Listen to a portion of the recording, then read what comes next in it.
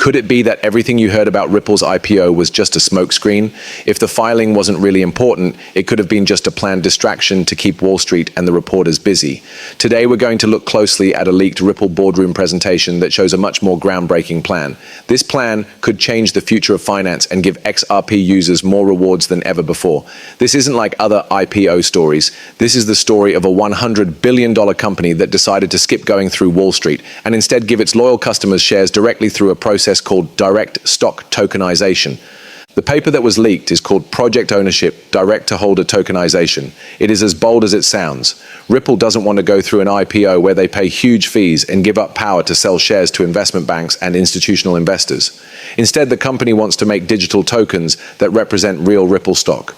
Afterwards, these tokens would be given away for free to all XRP holders in a way that depends on how much XRP they own. And imagine that all of a sudden your XRP wallet turns into a brokerage account where your digital tokens give you ownership, vote rights, and even dividends. Even though it's hard to understand, this idea is a game changer that could turn the whole banking system on its head. IPOs are usually a way to raise money by giving ownership stakes to a small group of wealthy investors. Regular users and early fans are usually left out in the cold. Ripple's method goes against this plan by using blockchain technology to make ownership more open to everyone.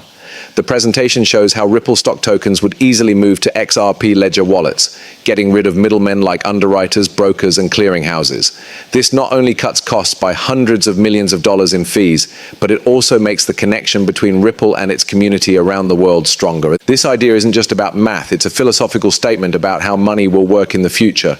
The document stresses that this method would give the community more power and reward those who stuck by Ripple through the years of lawsuits, uncertain regulations, and market volatility. It's about seeing XRP holders as more than just users. They should be seen as owners who helped build and maintain the company's environment.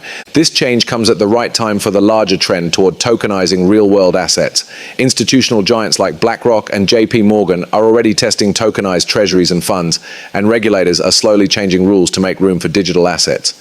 With its enterprise-grade compliant blockchain technology, Ripple is ready to lead the way in this new area.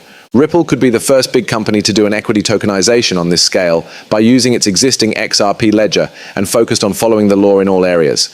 In terms of value, this changes how we should think about XRP's worth. In the past, XRP was mostly thought of as a utility token, which is a way to make fast, cheap payments across borders. But everything changes now that stock tokens are around. Now, each XRP could be a claim on Ripple's ownership. This would make the coin even more useful by giving it the ability to earn dividends and voting rights. This two-function model changes XRP's price drivers in a big way, connecting it to both commercial demand and the value of the company's stock.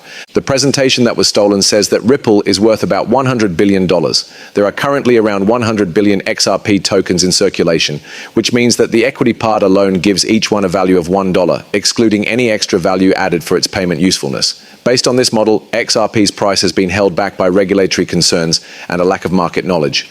Once this tokenization happens, the price could go through the roof thanks to institutional investment, increased liquidity, and renewed consumer interest. And it's not just about the money that they decided to stop the IPO and go with tokenization instead. It's a planned rejection of those old-fashioned finance gatekeepers. For example, why pay banks $100 million in fees when you can give that much money back to your community? This move challenges hundreds of years of established finance and creates a new way of doing things where groups and businesses own their own future with the help of open blockchain technology.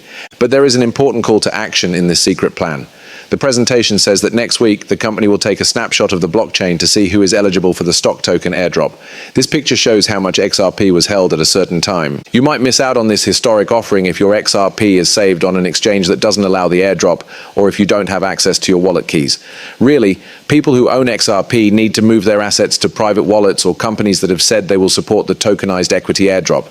This future snapshot also brings up important questions about how such a large-scale tokenized equity distribution works and if it is legal. The lawyers at Ripple seem sure of themselves as they talk about global regulatory frameworks like the European Union's MiCA rules and ongoing talks with the SEC to make sure they are followed.